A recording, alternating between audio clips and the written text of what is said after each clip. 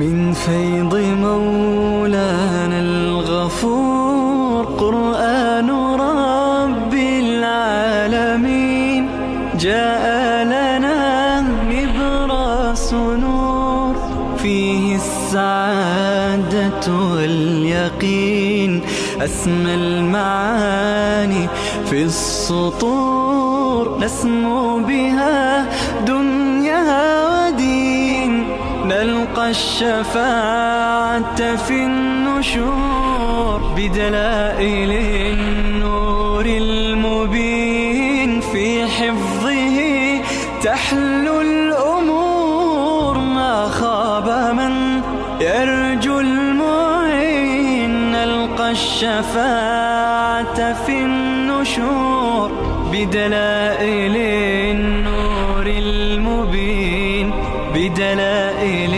النور المبين.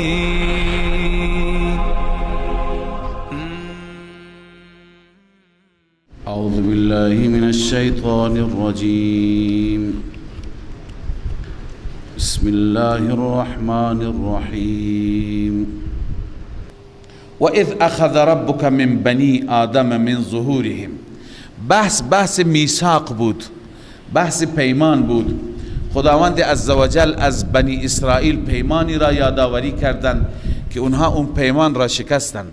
بعد از اون پیمان الله تعالی در اینجا یک پیمان دیگری را ذکر می‌فرماید که در این پیمان همه ما این پیمان را بستیم با خدا. الله این پیمان را ذکر می‌فرماید انتظار دارد نه تنها یهود، همه بندگان خدا به این پیمان پایبند باشد. این پیمان و این عهد معروف است به عهد الست و این پیمان در عالم ارواح اونطوری که در احادیث آمده. اکثر مفسران معتقدند که تفسیر این آیه همین پیمانی هست که بنده عرض می کنم که در وادی ارواح از همه ما انسان ها گرفته شد. وقتی که خدای عزوجل ارواح را آفرید، همه ارواح را در یک میدان جمع کرد و از همه ارواح این پیمان را گرفت که مرا به عنوان ربتان، مرا به عنوان معبودتان بپذیرید و گفت با من پیمان ببندید. همه انسان ها در اون عالم ارواح که در بعضی روایت ها میاد به اندازه مورچه‌ای بودند، موریانه مورچه‌ای بودند، همه اونجا اقرار کردند به پیمان و پیمان را پذیرفتند. خدای عزوجل فرمود شما را به دنیا میفرستم و برای یاد آوری این پیمان انبیا را میفرستم و کتاب میفرستم. انبیا و کتاب ها که آمدند و شما را به این پیمان یادآوری کردند، شما پایبند باشید، با خدای عزوجل کسی را شریک نگیرید. لذا اون پیمان را الله ذکر میکنه. همونطوری که از یهود انتظار هست که به میثاق و به پیمان پایبند باشد، از تک تک انسان ها انتظار هست، از مسلمانان این انتظار هست. الله می فرماید و اذ اخذ ربک من بنی آدم من ظهورهم ذریتهم.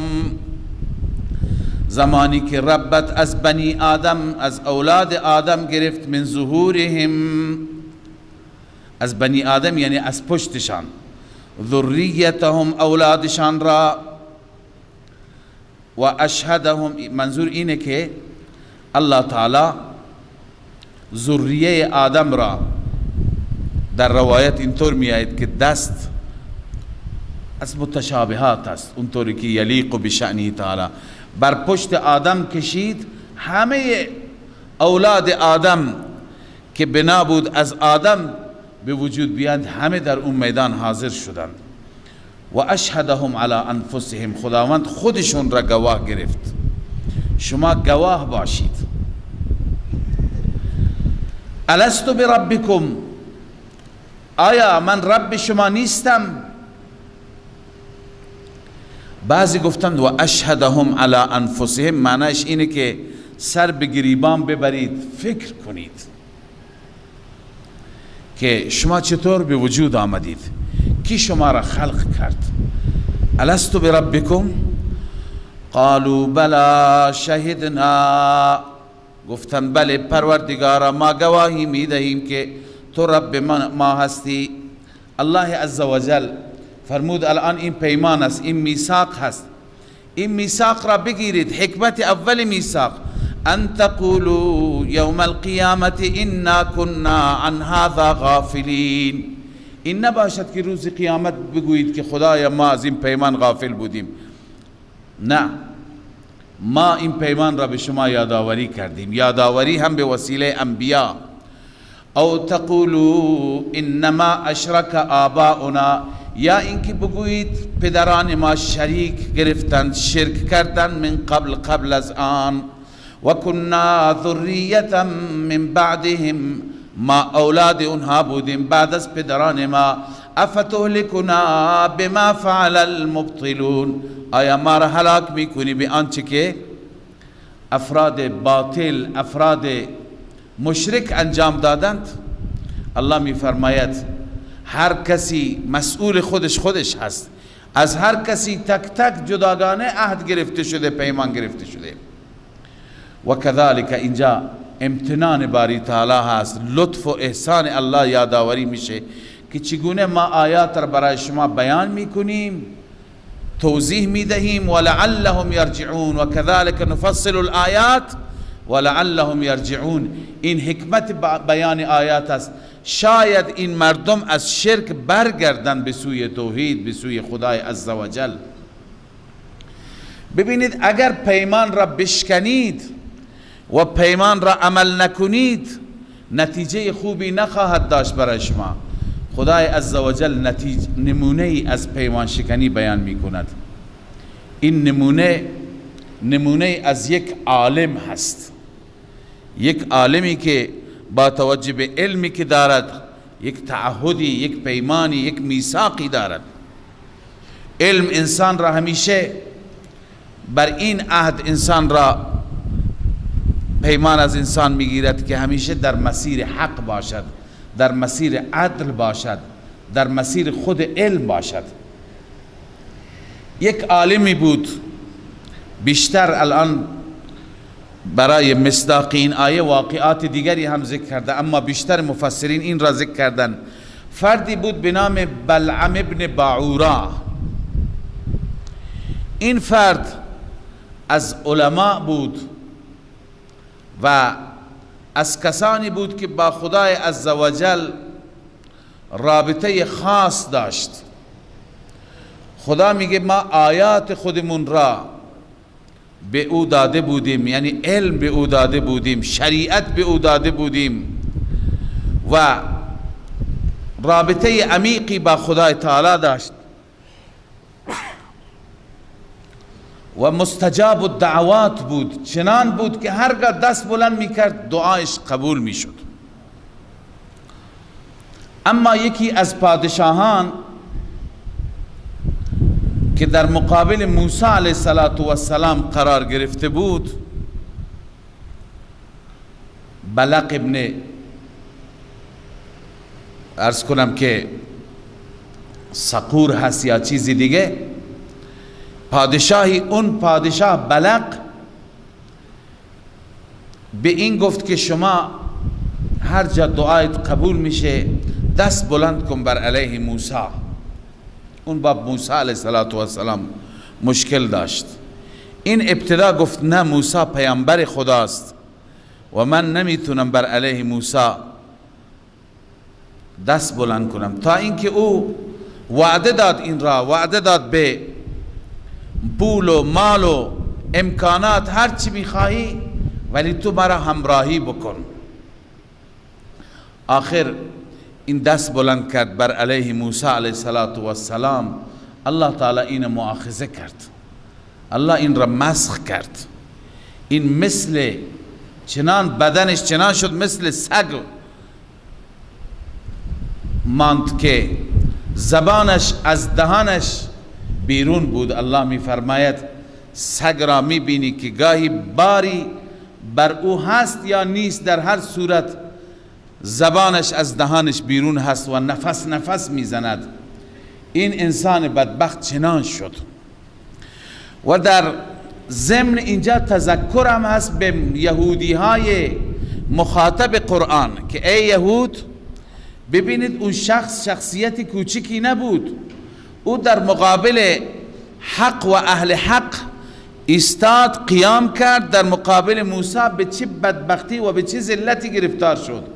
شما هم در مقابل این شخصیت محمد رسول الله صلی الله علیه و سلم، پیامبر به حق خدا، شما هم اگر ایستادگی بکنید، شما هم به کفر اگر ادامه بدید، شما هم اگر به مبارزه خودتون ادامه بدید، وضعتون از اونم بدتر خواهد بود. چنانچه یهود بدتر شدند. یهودی که سرمایه‌دارترین افراد مدینه بودند، بهترین قلعه ها و کاخ ها را داشتند، بهترین باغ ها را داشتند، بهترین امکانات را داشتند، یهود ذلیل و خوار یا کشته شدند یا جلاوطن شدند یا اسیر شدند و تمام باغاتشون، اموالشون در غنیمت مسلمانان قرار گرفت. لذا الله تعالی در واقع تذکر میده به یهود با این واقعات. پس این واقعات یکی از اون واقعاتی هست که پیمان کسی بشکند، عهد کسی بشکند. الله می فرماید وَاتْلُ عَلَيْهِمْ نَبَأَ الَّذِي آتَيْنَاهُ آیاتنا، تلاوت کن، بخوان بر آنها خبر اون کسی را که ما آیاتمون را بهش دادیم، یعنی علم شریعت دادیم. فانسلخ منها، اما خارج شد از اون، از آیات خارج شد. سلخ اصل میگن پوست کندن حیوان را، وقتی که حیوانی را ذبح بکنی پوستش را به در بیارید، این هم چنان از آیات و از شریعت خارج شد. فاتبعه الشیطان، شیطان او را پیروی کرد. فکان من الغاوین، یعنی دنبال کرد و او را به طرف خودش کشید. فکان من الغاوین، در نتیجه این انسان از انسانهای گمراه شد. الله می فرماید ولو شئنا لرفعناه بها، اگر ما می خواستیم به وسیله این آیات او را مقام می دادیم، او را جایگاه می دادیم، او را عزت می دادیم. ولکنه اخلد الى الارض، اما اون انسان بدبخت اخلد الى الارض، این سبب ذلتش است. ببین نکته خیلی مهمی هست. اخلد الى الارض، این زمین را چیکار کرد؟ ترجیح داد، ماندن در زمین را، منظور دنیا، امکانات دنیا، زندگی در دنیا. اخلد الى الارض واتبع هواه، اما اون زمین را هدف قرار داد، دنیا را هدف قرار داد. واتبع هواه، و پیرو خواهشاتش شد. رب می فرماید فمثله کمثل الکلب، مثال اون انسان مثل سگ هست. ان تحمل علیه یلهث، اگر بر او بار کنی، حمل کنی چیزی را، یلهث، زبانش بیرون از دهانش هست. او تترکه یلهث، یا او را ترک کنی به حال خود بگذاری، باز هم یلهث، زبانش بیرون از دهان و نفس نفس میزند. این مثال اون انسان است. چنین الله عزوجل او را گرفتار کرد. و نه تنها این مال بلعم ابن باوراست، الله می فرماید هر کسی که تکذیب کند آیات ما را، پیمان را بشکند، در مقابل حق و اهل حق بایستد، الله می فرماید همگان اینطور خواهند بود. ذلك مثل القوم الذين كذبوا بآیاتنا، این مثال و این حالت اون قومی خواهد بود که تکذیب کنند آیات ما را. فقصص القصص لعلهم یتفکرون، الله به پیغمبرش میگه ای پیغمبر تعریف کن برای اینها احوال را، شاید فکر کنند. سبحان الله، هر وقتی که انسانهای باطل در مقابل اهل حق ایستادند، در مقابل انسانهای با خدا ایستادند، در مقابل دعوتگران، چه پیامبران و چه جانشینان پیامبران، الله عزوجل چنان ذلیلشون کرده. نمونه ها زیاد هست، میتونه هر کسی از شما حتما تو ذهنش چند تا نمونه داره، هر کسی میتونه مثال ذکر کنه. علی ای حال، خلاصه اینه که در مقابل حق و اهل حق هر که بیسته، هر کس که با اهل حق بر افتاد، در افتاد، بر افتاد، می افته، نتیجه نمیگیره. لذا همیشه سعی بکنیم که در مسیر حق باشیم، در کنار اهل حق باشیم، نه در صف مقابل، نه در جبهه مخالف. اونهایی که در جبهه مخالف بودند مال انبیا، اینجا داستان موسی بود، در جبهه مخالف رسول الله بودند تمام علماء یهود، تمام سرداران قریش، اینا هیچ کمی نداشتند، هم از نظر مال، هم از نظر علم، هم از نظر امکانات، ولی ذلیل و خوار شدند. الله می فرماید ساء مثلا القوم الذين كذبوا بآیاتنا، بسیار بد است مثال اون قومی که تکذیب کردند آیات ما را، و انفسهم كانوا یظلمون، آنهایی که ظلم کردن بر خودشان، بر نفسشان ستم کردن چون خودشون را برای همیشه با تکذیب حق همیشه خودشان را مستحق جهنم کردن.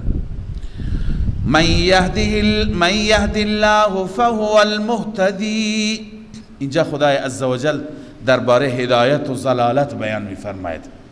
هدایت هم به دست خداست، ضلالت هم به دست خداست، اما برای طلاب عزیز درجات هدایت و ضلالت را بیان کردیم.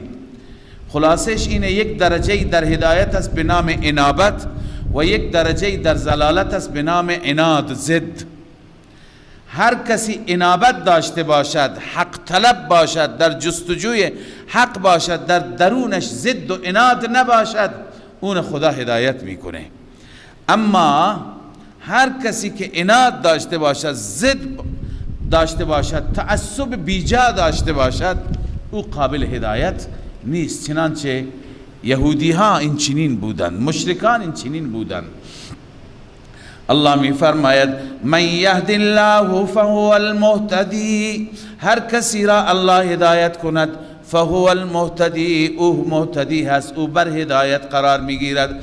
و من یضلل فاولئک هم الخاسرون، هر کسی را الله گمراه کند این افراد، این گروه خاسرون هستند، زیانکاران، در خساره ابدی و سرمدی واقع می شوند. ولقد ذرأنا لجهنم كثيرا من الجن والانس، الله می فرماید همانا ما آفریدیم، ما خلق کردیم برای جهنم بسیاری از جنات و انسان ها را. این جنات و انسان ها که مال جهنمند چه کسانی اند؟ اینهایی که حق نمی فهمند. این نفهمیدن حق به خاطر عناد است، به خاطر ضد هست، چون که ضد و عناد را پیشه گرفتن خدا از فهم اونها را محروم کرد. لهم قلوب لا یفقهون بها، برای این انسان ها دل هست اما نمی فهمند. ولهم اعین لا یبصرون بها، و برای آنان چشم هست اما نمی بینند. ولهم آذان لا یسمعون بها، برای آنان گوش است اما نمیشنوند. اولئک کالانعام، این انسان ها مثل حیوان، بل هم اضل، بلکه گمراه تر از این حیوانات. یعنی به ظاهرشون نگاه نکن، به علمشون نگاه نکن، علم حوزوی دارند، علم دانشگاهی دارند، قبا و قربات دارند، هر چی دارند، به این نگاه نکن. خدا وقتی که محروم بکنه، بعضی وقتا بعضی مردم که قرآن را میخوانند و میبینن میگن مگه این اهل باطل قرآن نمیخوانند؟ اینا واقعا از قرآن خبر ندارن. خدا چنان شفاف، واضح، صاف بیان فرموده در مورد توحید، در مورد یکتاپرستی. چرا این مردم بازم شرک میکنن؟ علت اصلی اونا علم دارن، سواد دارن، میفهمند، ولی علت اصلی اینه کسی که خدا را ناراضی بکند با ضد و عناد، الله او را از هدایت محروم میکند. الله میفرماید از انعام هم بدتر، از چارپایان هم بدتر. اولئک هم الغافلون، این انسانهای غافل هستند. حال الله عزوجل بعد از اینکه راه هدایت و راه زلالت را ذکر کرد و عنوان فرمود، اکنون ما را متوجه به ذات خودش میگرداند. الله میفرماید ولله الاسماء الحسنى، فقط و فقط برای الله نامهای زیبا، نامهای نیک. اسماء حسنا و صفات خدای عزوجل در قرآن زیاد هست، معروف هست که 99 تا هستند، اما کل اسماء حسنا از صدها اسم و صفات بالاترم، بعضی ها 5000 تا گفتند صفات زیبای رب العالمین. لذا الله می فرماید فدعوه بها، خدا را به وسیله اون اسماء حسنا بخوانید. این توسل است، توسل به اسماء حسنا ان شاء الله موجب میشه که دعای شما بهتر قبول بشه. یعنی شما وقتی که میخواهید رحمت خدا را به جوش بیاورید با اون صفاتی که اون صفات بیانگر رحمت است، یا ارحم الراحمین، یا رحمان، یا رحیم، یا ذا الجلال والاکرام، یا ذا الجود والمنه، صفاتی که در واقع صفات چی هستند؟ رحمت هستند. یا کریم، یا لطیف، یا رحیم، یا رؤوف. لذا منظور اینه که هر وقتی دعا میکنید توسل به اسماء الهی، به صفات الهی. یکی از صورتهای توسل بلا منازعه هست که هیچ کس تو این اختلافی ندارد و از قرآن هست. فدعوه بها، به وسیله اون اسماء خدا را صدا کن. از آداب دعا هم همینه که انسان خدای عزوجل را به وسیله صفاتش و صفاتش را متوسل بکنند. و ذروا الذین یلحدون فی اسماء، بگذارید اونها را که در اسماء خدای عزوجل کجی میکنن، انحراف را انتخاب میکنن، راه انحرافی را. ببینی خیلی از مردم هستن متاسفانه در اسماء و صفات الهی انحراف دارن. این انحراف چند نوع هست، 3 صورت بیان کردند مفسرین. یکی از صورتهای انحرافی این هست که صفات خدا را شما به غیر خدا بدید، صفات خدا را به غیر خدا بدید. مثلا الله عزوجل عالم الغیب هست، الله تعالی نافع هست، الله ضار هست، الله تعالی دهنده هست، بخشاینده هست، موت به دست او هست، حیات به دست او هست، محیی هست، ممیت هست. لذا این صفات را به غیر خدا بدی، این میشه شرک. به غیر الله بگی یا محیی یا ممیت، ای کسی که در دست تو حیات است. به یک صالحی بگی، به یک امامی بگی، به یک پیری بگی که تو حیات به دست تو هست، موت به دست تو هست، فرزند و اولاد به دست تو هست، بازار و رونق بازار به دست تو هست. این صفاتی که مال الله هستند اینها را به غیر خدا دادن، این یکی از صورتهای الحاد است. صورت دوم، اون صفاتی که مال خدا نیستند اون صفات را به خدا نسبت دادن. مثلا اب یعنی پدر. پدر، مسیحیان خدای عزوجل را به عنوان پدر خطاب می کنند، یا مشرکان پدر ملائکه می دانند. لذا به اسمایی که الله عزوجل اون اسماء را ندارد به اون اسماء الله تعالی را خطاب کردن. و سوم، القاب دیگر، اسماء دیگر، صفات دیگر که لا یلیق بشأنه، لایق الله عزوجل نیستند، سزاوار برای الله عزوجل نیستند، بلکه همون صفات خدا را انسان ذکر کند و یاد کند که اون صفات مخصوص الله هستند. لذا الله میفرماید با این صفات شما خدا را یاد کنید و بگذارید کسانی که الحاد میکنند، کجروی میکنند، سیجزون ما کانوا یعملون، ان قریب جزا داده میشوند اون چی که عمل میکنند. یک اشاره بیشتری بکنم که ما بیشتر بفهمیم. بعضی از مردم، بعضی از افرادی که عوام هستند نمیدونند، نسبت به بعضی از بزرگان محبت دارند. گاهی همین محبت مفرط که حد و مرز داشته نباشه برای انسان مشکل ایجاد میکنه در عقیده انسان. لذا صفاتی ولو اینکه این صفات در زبان فارسی هستند، در زبان اردو هستند، در زبان عربی هستند، این صفات را به اولیاء خدا میدهند، به بزرگانی که هستند. این جزء یلحدون فی اسمائه هست. قبلا بنده مثال عرض کردم، مثلا بعضی بزرگان را برایشون صفت گذاشتن دستگیر.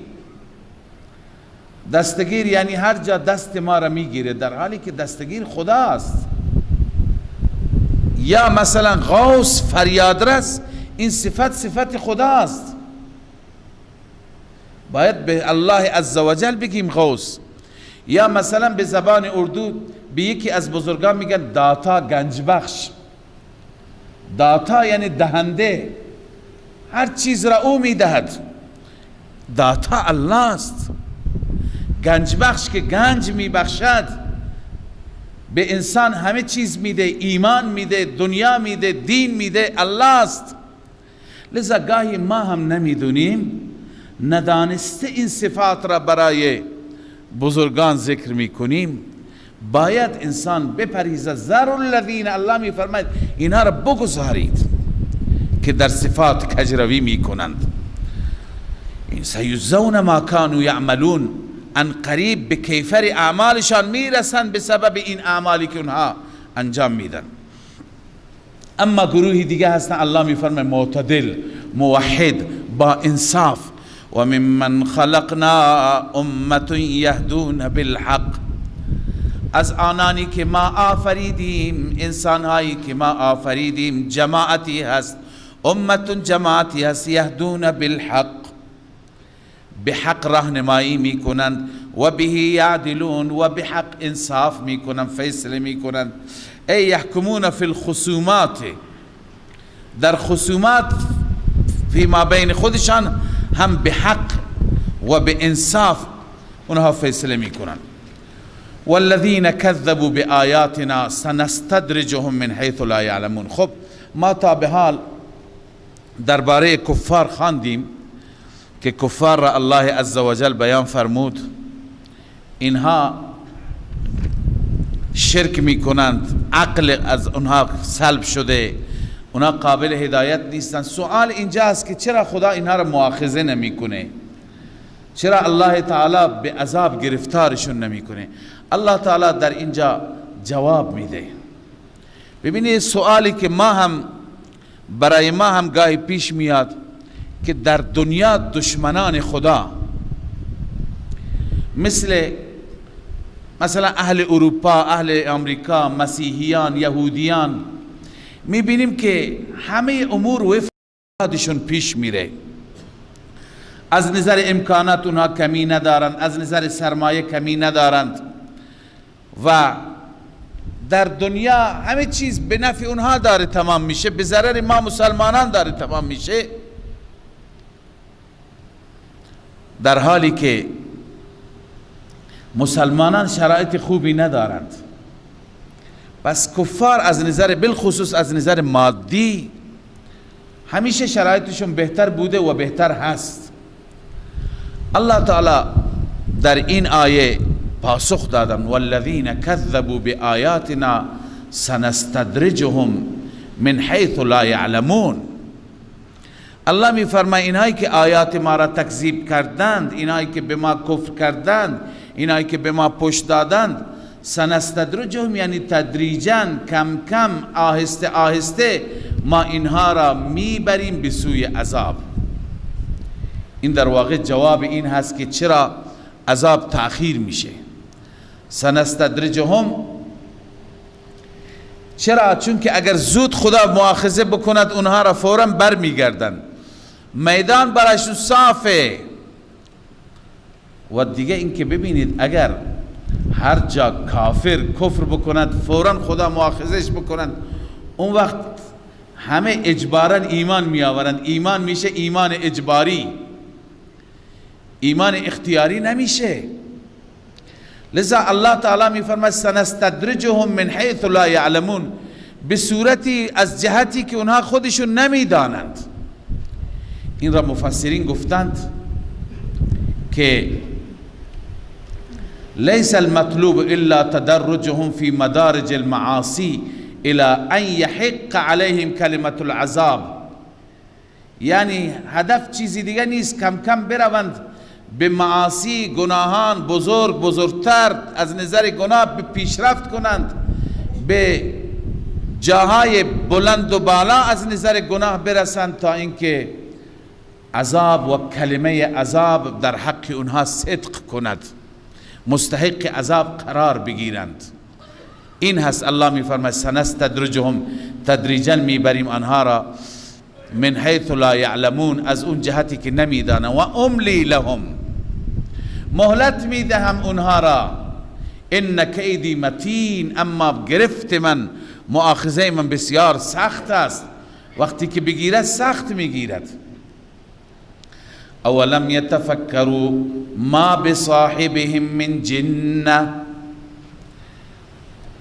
ببینید اونها یک کفرگویی که داشتن درباره رسول اکرم صلی الله علیه و سلم، آن حضرت را به جنون متهم می کردند. الله عز و جل می فرماید آیا اینها فکر نمی کنند احوال رسول الله را، صفات رسول الله را، پیشرفت رسول الله را، مواعظ و پیامی که رسول الله با خودش داره، آیا فکر نمی کنند به این نتیجه نمی رسند که ما بصاحبهم من جنة، این همراهشان، این صاحبشان هیچ نوع جنونی ندارد، ان هو الا نذیر مبین، نیست مگر اون ترساننده آشکاری است. ببینید رسول خدا صلی الله علیه و سلم، چرا اونها از رسول الله ناراحت بودند و رسول الله را متهم به جنون میکردند؟ رسول الله که قبل از بعثت محمد امین میگفتند، محمد صادق میگفتند، به خاطر موضوع توحید بود، به خاطر رد بت پرستی بود، به خاطر دعوت به سوی یکتاپرستی بود. لذا متصل بعد از این الله میفرماید دلیل توحید را بیان میفرماید که دلیلش اینه، اون چیزی که پیغمبر به سوی او میخواند، نگاه کنید در ملکوت آسمان ها و زمین، آیا همون میبینید یا نه؟ پیغمبر به سوی توحید میخواند. لذا در مخلوقات خدا توحید خدا را مشاهده کنید. اولم ينظروا فی ملکوت السماوات والارض، آیا آنها نمی بینند در عجائب آسمان ها و زمین؟ آیا به این عجائب، به این ملکوتی که در آسمان ها و زمین هست نگاه نمی کنند؟ الان انسان ها کم و بیشی پیشرفت کردند، انسان ها تا کره ماه رفتن، بعضی کره های دیگه پا گذاشتن، از اونجا عکس گرفتن، عجائب را همه ما دیدیم. الله می فرماید به این عجائب نگاه نمی کنید؟ و ما خلق الله من شیء، هر چیزی را که الله آفریده آیا به اون نگاه نمی کنند؟ و ان عسى ان یکون قد اقترب اجلهم، آیا به این نگاه نمی کنند که امکان دارد، امید هست که اجلشان نزدیک باشند، یعنی این توقع و این امکان هست که موتشان نزدیک باشد، به این فکر نمی کنند؟ فبأي حدیث بعده یؤمنون. ببین قرآن چگونه شفاف بیان میکنه، دعوت به فکر میده. با این شفافیت قرآن اگر اونها باور نکنند، ایمان نیاورند، به چه سخنی بعده، یعنی بعد القرآن یؤمنون، ایمان میآورند؟ دیگه حرفی نمونده. من یضلل الله، اصلش اینه که اینها در ازلشون گمراهی هست. چرا؟ چون عرض کردم به دلیل عناد، به دلیل جدال بالباطل. لذا الله می فرماید جای تعجب ندارد. من یضلل الله فلا هادی له، هر کسی را که الله گمراه کند هیچ کسی نمیتواند او را هدایت کند. و یذرهم فی طغیانهم یعمهون، میگذارد آنها را در سرکشیشان سرگردان. امه سرگردانی را میگن، کوری دل را میگویند. الله میگذارد همینطور در کفر و شرک و خرافاتشون سرگردان بگردند. خب بحث عذاب آمد نه؟ حال اونها میپرسند از پیغمبر، میپرسند که خب این قیامت کی هست؟ یسألونک عن الساعة ایان مرساها، از شما میپرسند ای پیغمبر که قیام اون ساعت، قیام قیامت کی هست؟ چه وقت خدا او را قائم میکند؟ ببینید علم قیامت چیزی هست که خدای عزوجل برای هیچ کسی ظاهر نکرده. بعضی از اهل خرافات، اهل بدعت که مثل علماء یهود تحریف میکنند، اینجا هم تحریف میکنند. علماء یهود تورات را از خود تغییر میدادند، دستکاری میکردند. علماء سوی در این امت هم هستند، خیلی ها هستند میگوین رسول الله علم غیب دارد. وقتی که به این آیه مواجه میشن که خدا میگه ای پیغمبر تو در جواب اونها بگو قل انما علمها عند ربی، بگو علم قیامت نزد پروردگار هست. خب اینجا معلوم میشه که پیغمبر علم قیامت ندارد. اونا اینطور تفسیر میگن، ببین اینجا خدا گفته قل، بگو، خدا بهش دستور داده بگو، پیغمبر علمش را دارد، ولی خدا گفته خب با وجودی که علم قیامت را داری بگو من نمیدونم.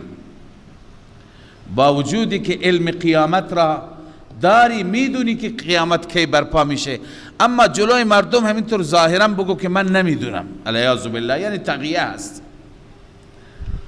پس الله عزوجل علم قیامت را به کسی نداده. عنده علم الساعه، ان الله عنده علم الساعه، فقط نزد خداست علم قیامت، برای کسی ظاهر نکرده. اینجا هم چند چیز خدا بیان میفرماید. اول قل انما علمها عند ربی، علمش نزد پروردگار من هست. دوم لا یجلیها لوقتها الا هو، روشن نکرده، ظاهر نکرده وقت اون را.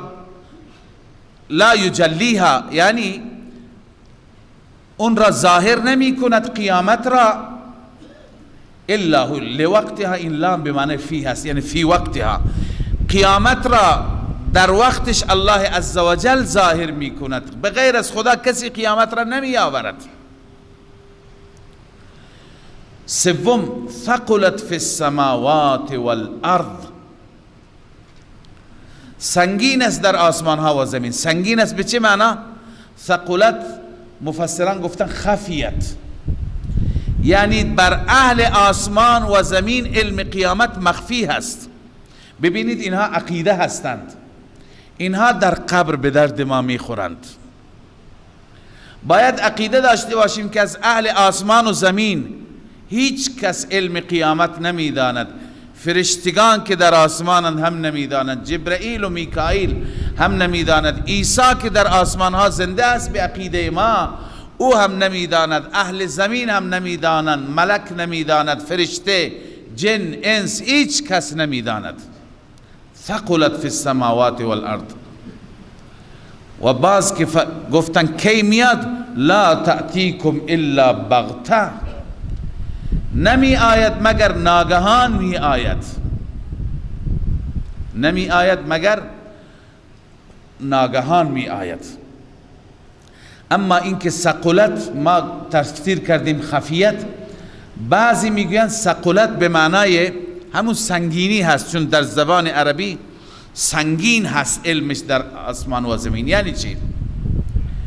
یعنی علم قیامت برای اهل آسمان و زمین بسیار اهمیت دارد، اهمیت دارد و سنگین هست.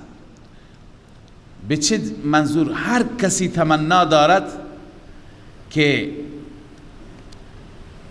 علم آسمان و زمین را، ببخشید علم قیامت را داشته باشد. فرشته هم میخواد داشته باشه، پیغمبر هم میخواد داشته باشه، هر کسی. همونطور که تک تک ما دل ما میخواهد که ما درباره موت خودمون کاش علم می داشتیم که موت کی میاد تا براش آمادگی میکردیم. اون هم هر یکی تمنا دارد. ای کل من اهلها من الملائکه والثقلین، یک تفسیر اینه که هر یکی از اهل آسمان و زمین، چه ملائکه چه جن و انس، اهمه شأن الساعه، شأن قیامت براش مهم هست. و یتمنى ان یتجلی له علمها، تمنا دارد که کاش من علم قیامت را داشتم.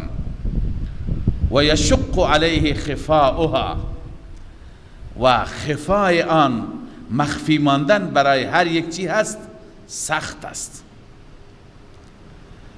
روح المانی هم این مدارک بود. روح المانی میگه کبرت و عظمت علی اهلها، بر اهل زمین و آسمان سنگین و عظیم هست، حیث لم یعلموا وقت وقوعها، که نمیدانند وقت وقوع قیامت کی هست. لذا الله می فرماید قیامت ناگهان میاد.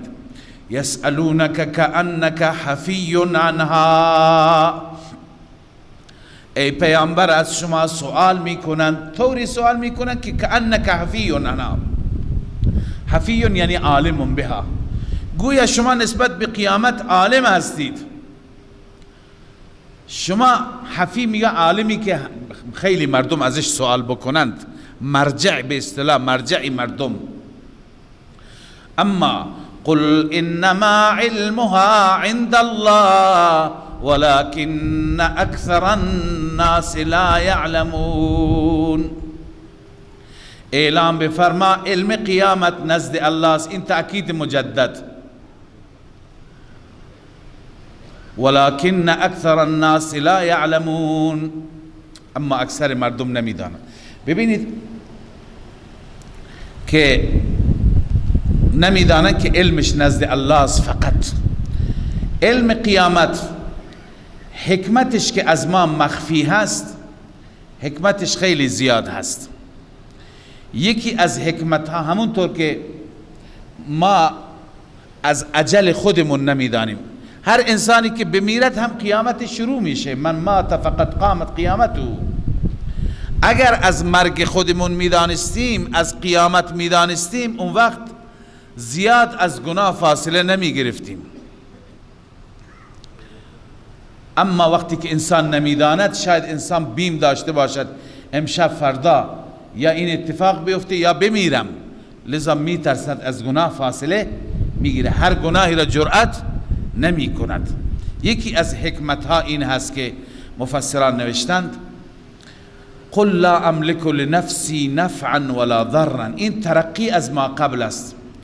علم قیامت به جای خود، من علم از احوال خودم ندارم که بتوانم از فردایم خبر داشته باشم تا اگر بدونم ضرری هست جلوش را از الان بگیرم، نفعی هست از الان برایش برنامه ریزی بکنم.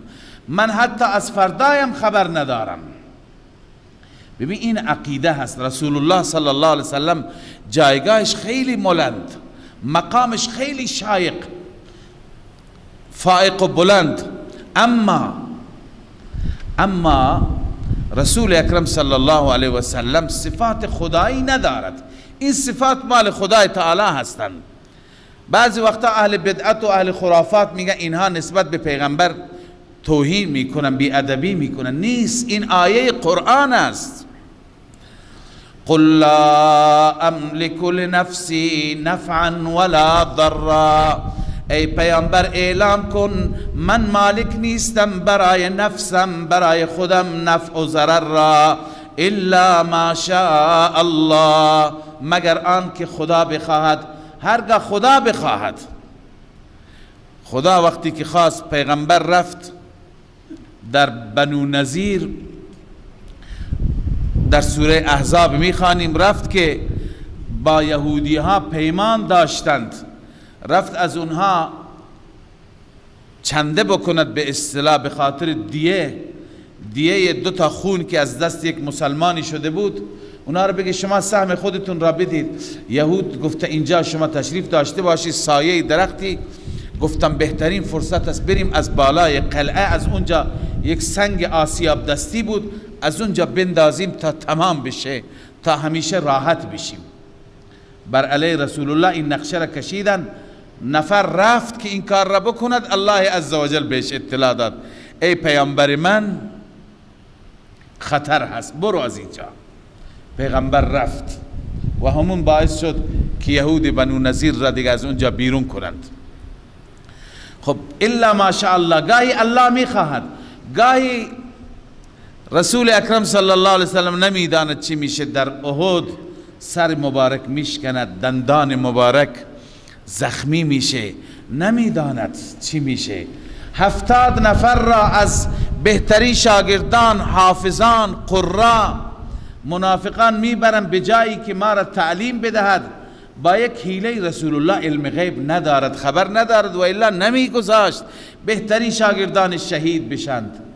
اونها را گذاشت و اونها بردند، همه را شهید کرده، یکی تونست فرار بکنه. لذا اگر من میدانستم، ولو كنت اعلم الغیب، اگر من غیب میدانستم، لاستكثرت من الخیر، خیلی از خیر برای خودم جمع میکردم. و ما مسنی السوء، هیچ سوئی، هیچ ضرر و آسیبی به من نمی رسید. اونجا در طائف کفشایم پر از خون نمی شد، بدنم خونالود نمی شد. در مکه اون همه زجرها را نمی کشیدم، در احد اون همه مشکلات را تحمل نمی کردم، بهترین یاران و دوستانم را از دست نمی دادم. ولی من از غیب خبر ندارم و اگر می دانستم لاستكثرت من الخیر، همه خیر را جمع می کردم. و ما مسنی السوء، هیچ سوئی به من نمی رسید. پس ببینید فرق پیغمبر با خدا در همین است که خداوند همه خیر و شر به دستش هست. نافع الضار الله است، نفع دهنده، ضرر دهنده، عالم الغیب، از هر چی می داند. اما پیغمبر نه. ان انا الا نذیر و بشیر لقوم یؤمنون، نیستم من مگر نذیری هستم، ترساننده و بشیر هستم. من کارم علم غیب نیست، من کارم نفع و ضرر نیست، کارم انذار و تبشیر هست برای مؤمنان، برای قومی که یؤمنون، ایمان بیاورند. یعنی مؤمنین حرف مرا گوش میکنند، مؤمنین بهش عمل میکنند، کفار توجه نمیکنند. هو الذی خلقکم من نفس واحده. الله عزوجل اینجا نعمتی دیگر را از نعمتهای خودش ذکر میفرماید و باز ناسپاسی و ناشاکری انسانها را. اول ترجمه، الله اون ذاتی هست که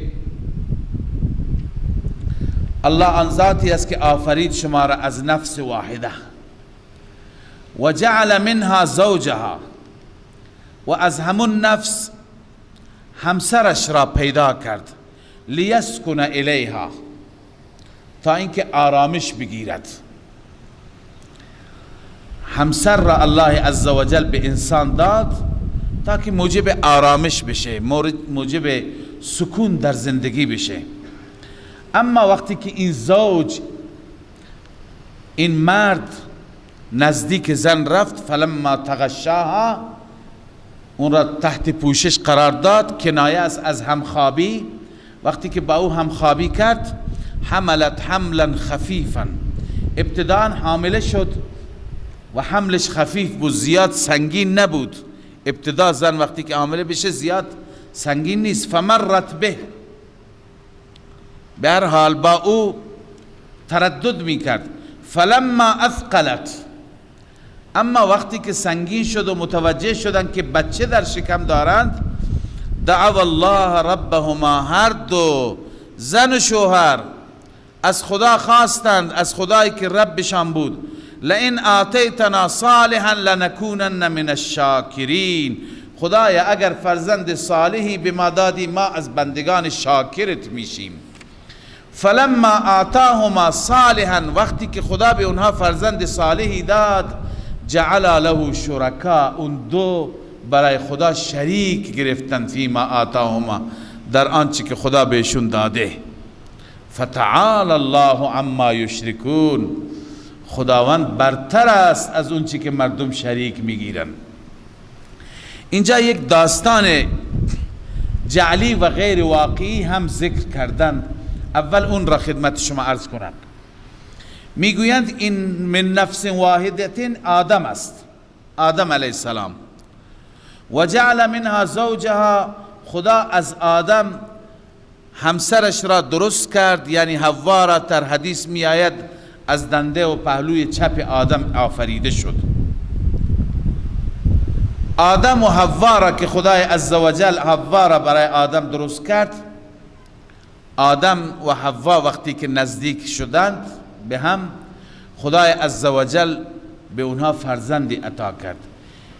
در این داستان جعلی هست که ابلیس پیش حوا آمد. ابلیس اون را ترسوند، گفت که عجیب، موجود عجیبی در شکمت هست. شما تنها راهش اینه که شما نذر کنید، الان نذر کنید که اگر این فرزند را خدا بهتون داد، اسمش را عبدالحارث بگذارید. حارث بتی بود. اگر این نذر را کردی، بعداً فرزندت فرزند سالمی میشه، عجوبه‌ای نمیشه.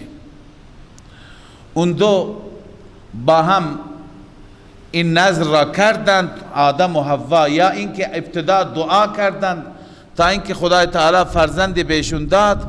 الان شیطان گفت، چون داستان وقتی که جعلی باشه مختلف می آید، شیطان بهشون گفت اگر میخواهید که این بچه شما زنده بماند، میخواهید بیمهش بکنید، اسمش را بذارید عبدالحارث. لذا اسمش را گذاشتن عبدالحارث، یعنی معنیش اینه العیاذ بالله که آدم و حوا شرک کردند، اسمش را گذاشتن بنده حارث. و الله اینجا ذکر می کند که فتعال الله عما یشرکون، اینا با خدا شریک گرفتن، خدا از شریک بالاتر است.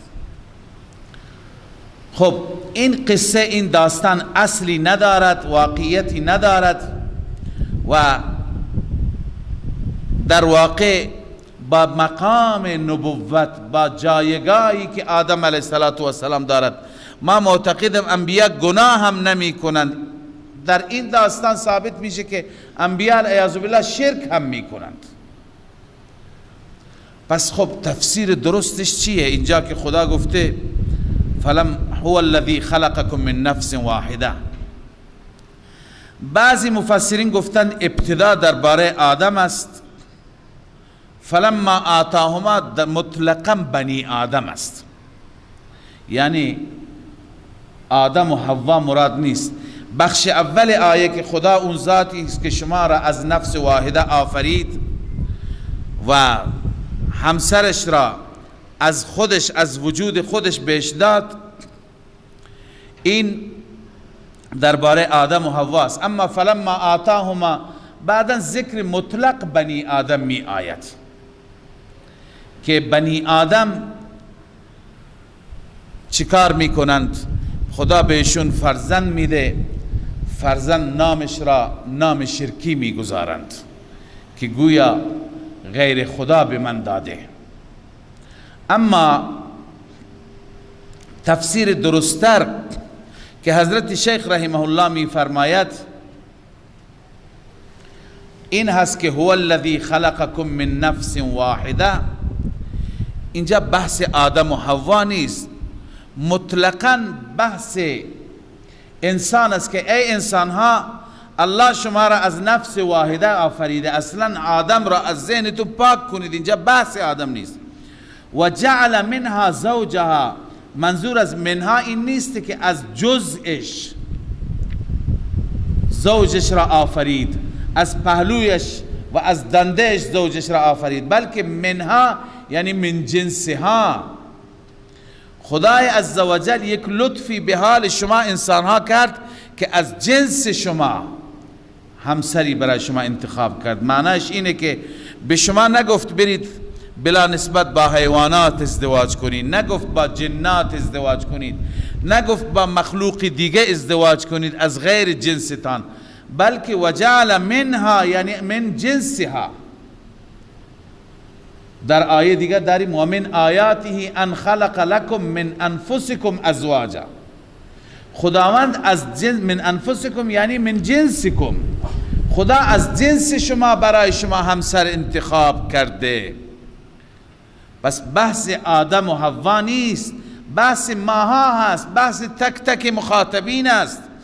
الان بر اساس این تفسیر ما تفسیر میکنیم. اما قبل از تفسیر قال قوم، قرطبی میگه ان هذا راجع الى جنس الآدمیین.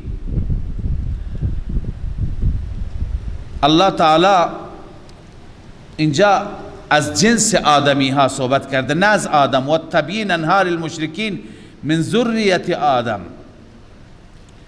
که از اولاد آدم خداوند بیان فرموده که اولاد آدم چنین هستن و هو الذی یعول علیه. این اون قولی هست که بر او اعتماد میشه. خب الله آن ذاتی هست که خلقکم، شما را آفرید، من نفس واحدة، از نفس واحد یعنی همه شما از آدم، اما بعد از اون شما بقیه انسان ها، و جعل منها زوجها، و همچنین از آن نفس زوجش را یعنی از جنسش الله از جنس انسان همسرش را انتخاب کرد تا این مرد و شوهر و زن لیسکن الیها، از همدیگه به همدیگه آرامش بگیرن. شوهر سکونش و آرامش به سوی اون زن باشد. فلما تغشاها، زمانی که او را پوشش قرار داد، حملت حملا خفیفا فمرت به، حمل خفیفی که با او راحت میرفت تردد میکرد. فلما اثقلت، زمانی که حمل سنگین شد، دعوا الله ربهما، هر دو زن شوهر الله خواستند، دعا کردند لئن آتیتنا صالحا، بار الها اگر به ما فرزند صالحی دادی، لنکونن من الشاکرین، ما حتما از بندگان سپاس گزار میشیم. فلما آتاهما صالحا، زمانی که الله عزوجل به آنان فرزند صالحی داد، جعل له شرکا، برای خدا شریک قرار دادن. فیما آتاهما، در اون چی که خدا داده خدا. ما بر اساس عرف و منطقه خودمون داریم میگیم داده بچه را خدا اسمش را میگذارد پیر بخش، نبی بخش، یا ولی بخش، یا علی بخش، اینها، یا عبد ود مشرکین میگذاشتن، نه عبد یغوس، عبد نصر. ما میگذاریم مثلا عبد النبی، عبد الحسین، عبد الرسول. درسته که میشه توجیه کرد که عبد را به معنی غلام، به معنی خادم، ولی کلمه ای که چنان توهمی توش هست، چنین احتمالی هست از این نامها گذاشته نشه که این نامها نامهای مناسبی نیستند. لذا فتعال الله عما یشرکون، الله برتر است از اون چی که مردم شرک میکنن. ایشرکون ما لا یخلق شیئا و هم یخلقون، آیا شریک میگیرند ما لا یخلق شیئا، کسانی را که اونا نمیتونند پشه‌ای را خلق بکنند، چیزی را پیدا کنند، و هم یخلقون، خودشون مخلوقند. یعنی بنده ها را آوردن شریک خدا قرار دادن. بنده ها هر که باشند، فرشته هم باشند، مخلوق خدا، اونا را خدا آفریده، اون مخلوق نه خالق. ولا یستطیعون لهم نصرا، نمی توانند اینها را یاری کنند، ولا انفسهم ینصرون، و نه اینکه اینها را نمی توانند یاری کنند بلکه خودشان را هم نمی توانند یاری کنند.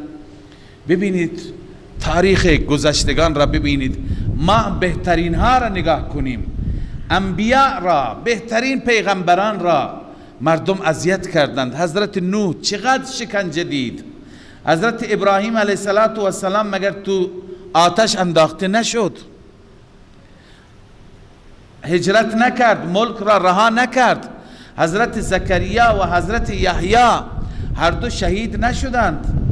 حضرت عیسی را مگر اونها به زعم خودشون به دار نزدند.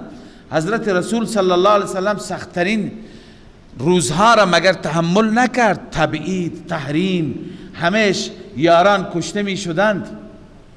اینها خودشون را الله نصرت کرد، اما در بسیاری مواقع اینها خودشون را نمی توانند یاری بکنند.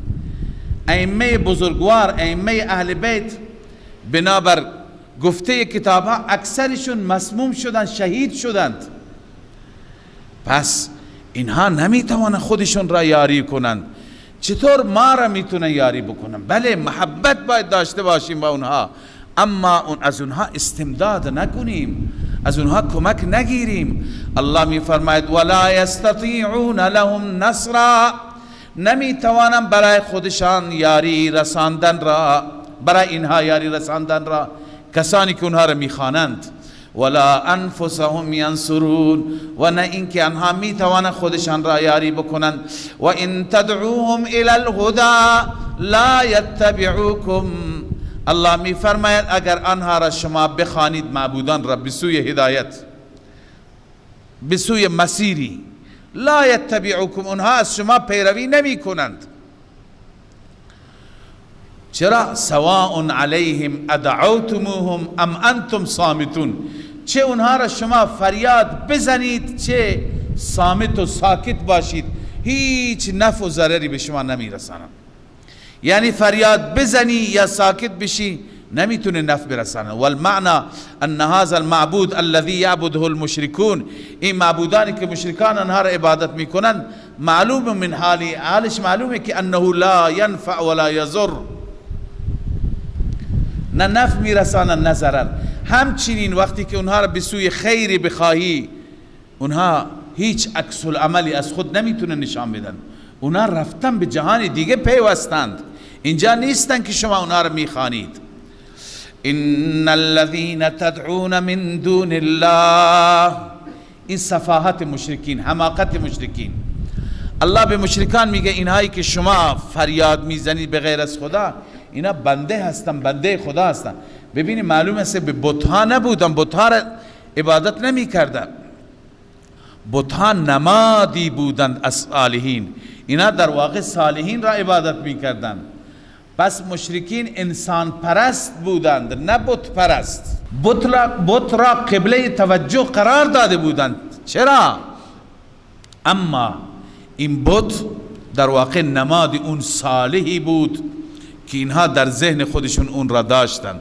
لذا الله اون صالحین را میگه بنده هستن، مثل شما بندگانی هستن. ان الذين تدعون من دون الله، آنانی که شما آنها را میخوانید به غیر از الله، عباد امثالکم، بندگانی مثل شما هستند. فدعوهم، آنان را بخوانید. فلیستجیبوا لکم، آنها اجابت کنند برای شما. این کنتم صادقین، اگر راست میگید بخوانید که اجابت کنند، ولی نمیتونه اجابت کنند. الله میفرماید اونها از این دنیای فانی رفتند. الان چه حرکتی از اونها شما دیدید که شما اونها را صدا میزنید؟ الهم ارجل یمشون بها، آیا برای اونها پا هست که با اون پا راه برند؟ ام لهم ایدی یبطشون بها، آیا دست دارند که به وسیله اون دست چیزی بگیرند؟ ام لهم اعین یبصرون بها، آیا چشم دارند که به وسیله اون چشم ببینند؟ ام لهم آذان یسمعون بها، آیا گوش دارند که به وسیله اون گوش بشنوند؟ قل ادعوا شرکاءکم، این امر توبیخی هست. شما که نمیفهمید، متوجه نمیشید، دلیل خدا را متوجه نمیشید، ادعوا شرکاءکم، شما اون معبودان خودتون را بخوانید. ثم کیدون، سپس بر علیه من محمد هر نقشه و توطئه دارید توطئه کنید. فلا تنظرون، مرا مهلت هم ندهید، به من مهلت هم ندهید. ان ولی الله الذی نزل الكتاب، اما من با شما نیستم، حامی من، ولی من، معبود من کیه؟ ان ولی الله الذی نزل الكتاب، همانا ولی من، حامی من آن ذاتی هست که کتاب را فرستاده، قرآن را، و هو یتولی الصالحین، و اون ذات حامی صالحان هست، ولی صالحان هم هست. والذین تدعون من دونه، الله می فرماید کسانی که شما می خوانید آنان را بغیر از الله، لا یستطیعون نصرکم، آنها نمی توانند شما را یاری کنند، ولا انفسهم ینصرون، و نه خودشان را می توانند یاری کنند. این بیان عجز معبود باطل است، تکرار است، تأکید است، دوباره این آیه تکرار میشه. و ان تدعوهم الی الهدى، خطاب است رسول الله را که شما اونها را بگو، و ان تدعوهم الی الهدى لا يسمعوا، اگر شما آنها را بخوانید به سوی هدایت نمیشنوند. البته اینجا دو احتمال است، یکی این که ای پیغمبر اگر شما این کفار را بخوانی به سوی هدایت نمیشنوند، چون که اینها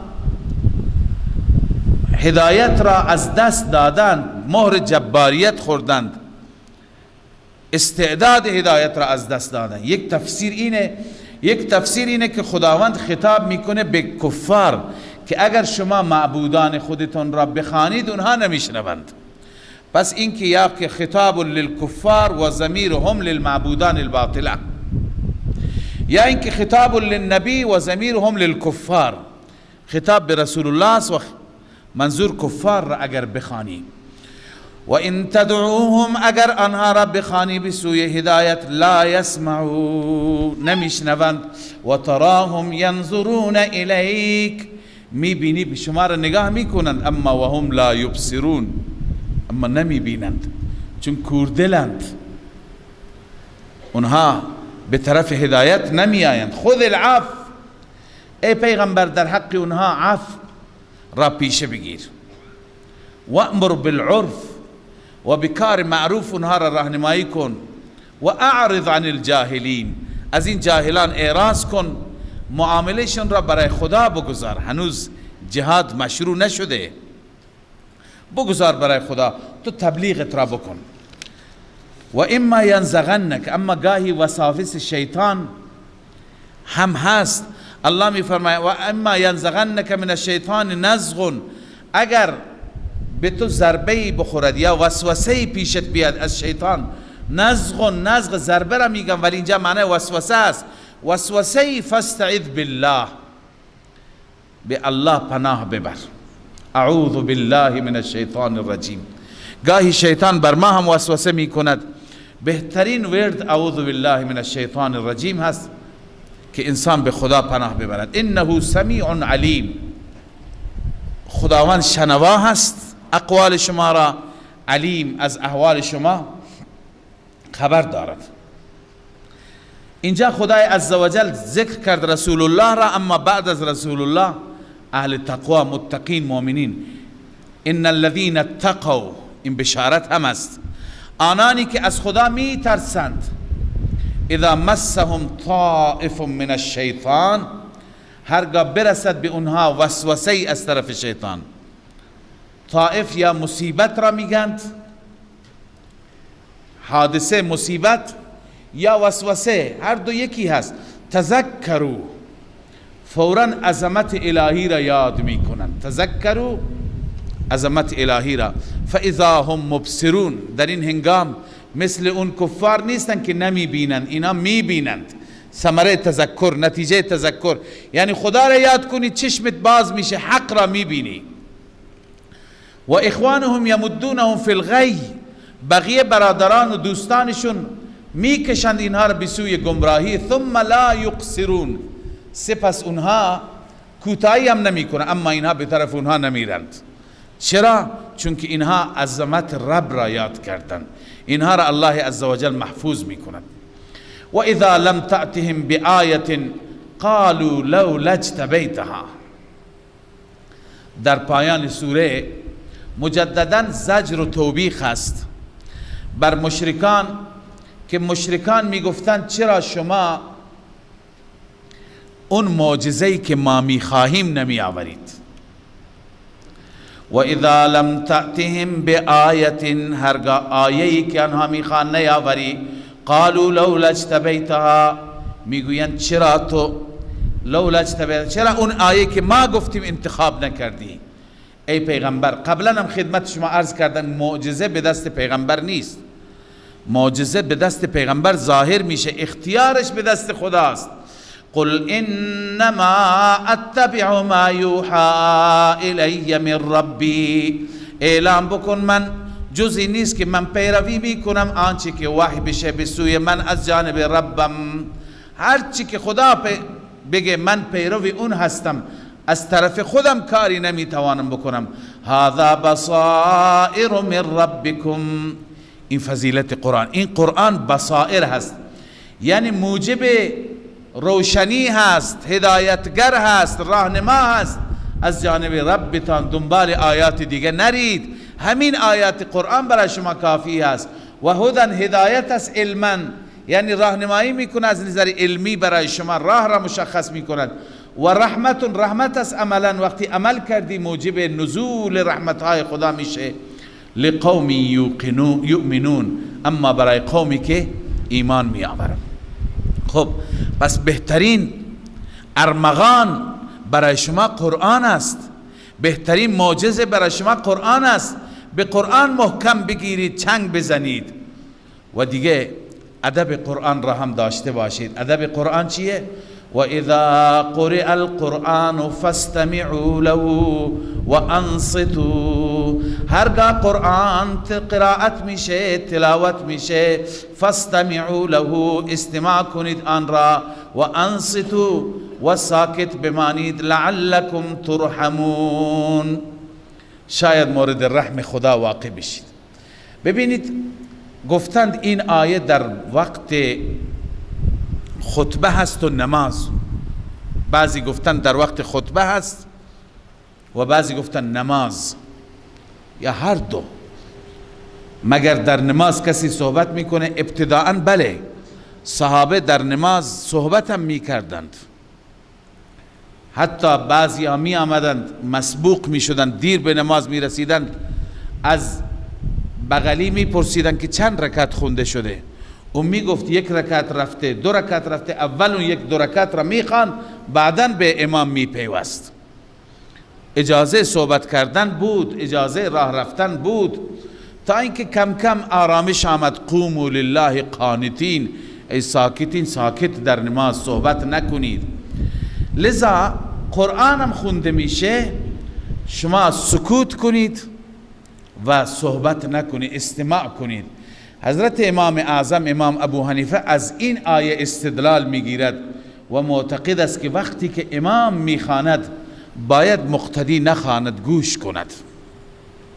و اذا قرئ القرآن، وقتی که قرآن خوانده میشه، فاستمعوا له، استماع کنید برای آن قرائت، و انصتوا، و ساکت بشید، شاید شما مورد رحم خدا واقع بشید.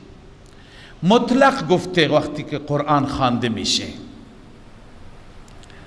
حال چه نماز جهری هست چه نماز سری، چون در نماز سری هم امام میخواند شما نمیشنوید، در نماز جهری هم امکان داره شما فاصله داشته باشید نشنوید، دور باشید، وقتی بلندگویی نباشن نشنوید.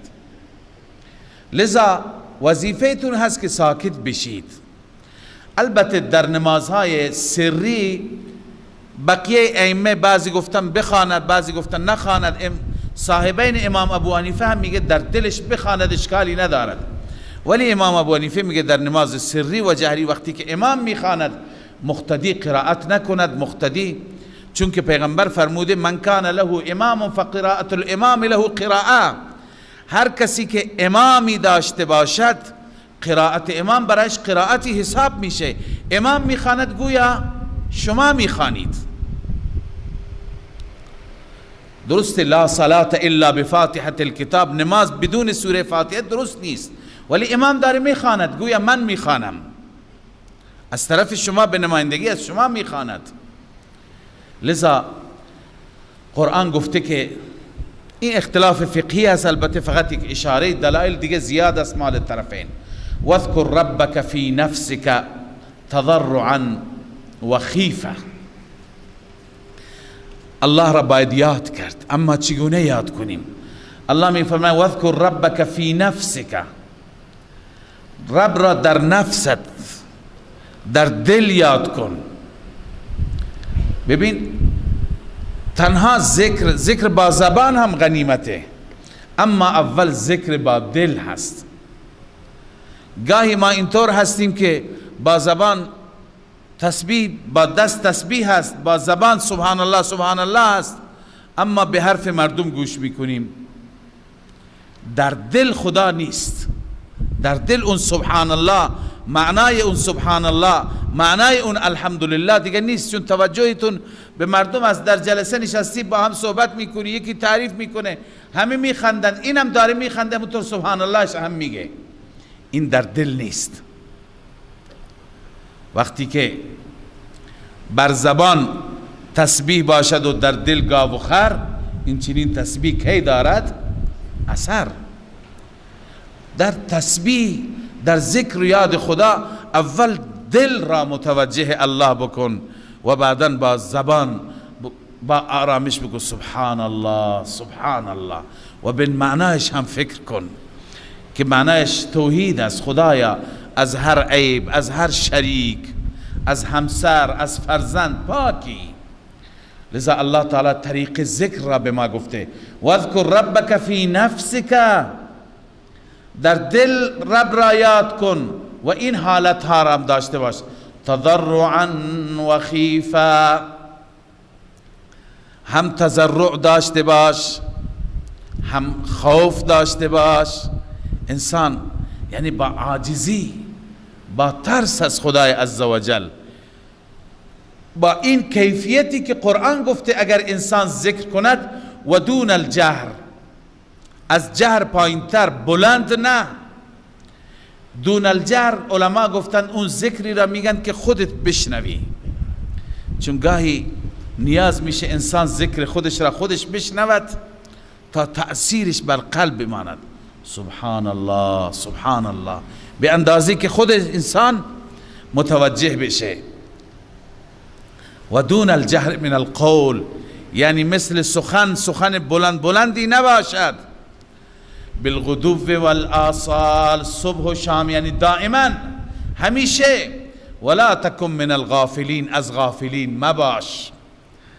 الله عزوجل میگه غافل، دل غافل مباش، دل غافل داشته نباش، همیشه دلت با رب باشد، با حق باشد، با یاد حق باشد.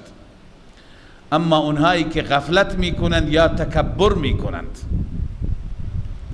اونها از خدای عزوجل بدور هستند.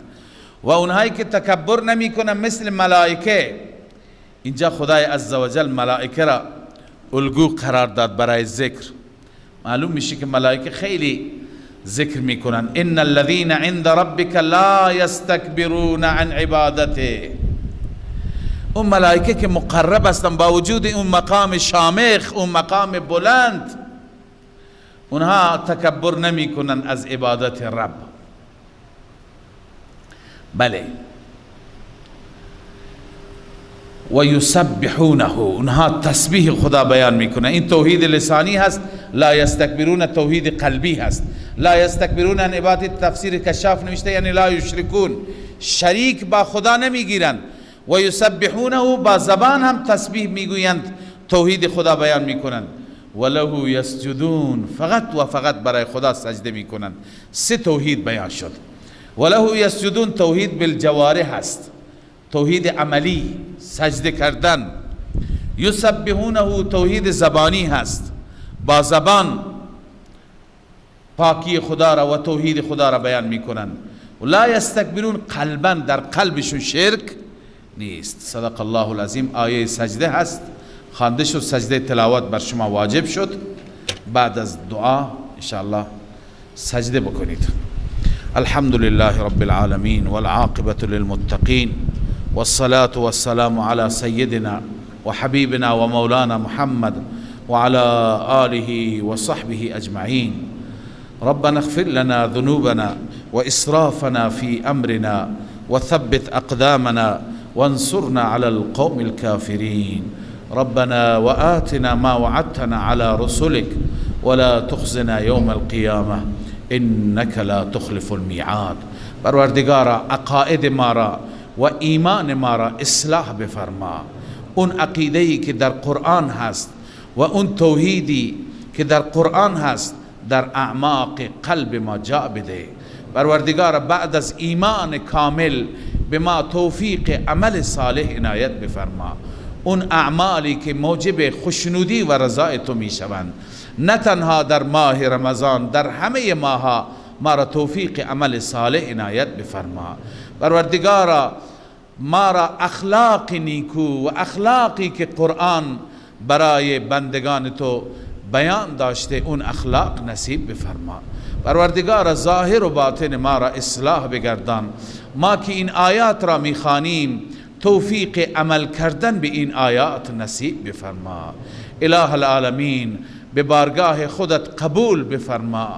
اله العالمین اعمال ما را، طاعات شکسته ما را، روزهای ما را، قیام لیل ما را، تراویح ما را پروردگار به بارگاه خودت قبول بفرما.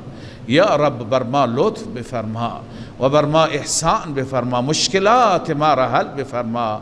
همه نوع مشکلات را، مشکلات خانوادگی، مشکلات معیشتی و مالی، مشکلات و پریشانی های دنیوی دینی، همه را حل بفرما ای مشکل گشا.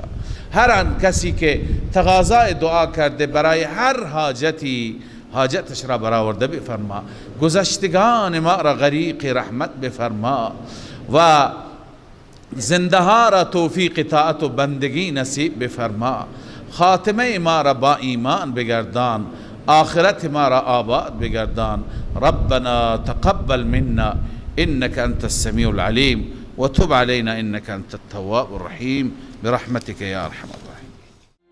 من فيض مولانا الغفور قرآن رب العالمين جاء لنا نبراس نور فيه السعادة واليقين أسمى المعاني في السطور نسمو بها دنيا ودين نلقى الشفاعة في النشور بدلائل النور المبين في حفظه تحلو الأمور ما خاب من يرجو المعين نلقى الشفاعة في النشور بدلائل